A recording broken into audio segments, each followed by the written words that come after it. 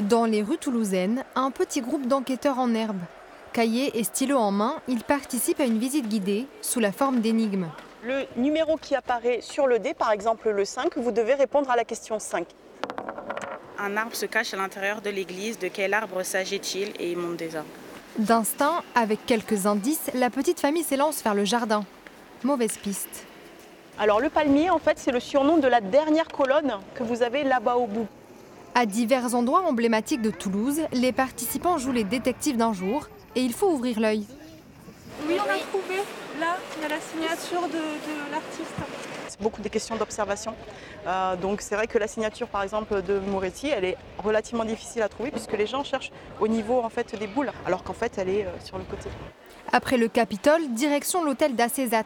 En 2 heures, les visiteurs découvrent 4 lieux différents. Un parcours ponctué d'anecdotes et d'histoires.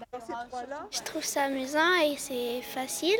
Ça permet d'aller un peu dans les détails, de comprendre des choses sur l'histoire de Toulouse qu'on ne connaissait pas du tout. Et puis tout en s'amusant surtout. C'était un très bon moment à passer en famille avec mon garçon. Ouais. J'ai appris plein de choses et j'espère qu'on pourra se refaire ça en famille. Le jeu, un moyen de rendre la culture plus accessible. Sur une visite classique, on va dire, où on va raconter l'histoire du monument, l'architecture, etc. Très souvent, avec des familles, surtout quand ils ont des enfants en bas âge, c'est un peu compliqué.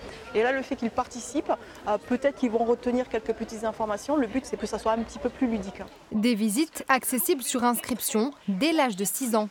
À retrouver tous les mardis jusqu'à la fin de l'été.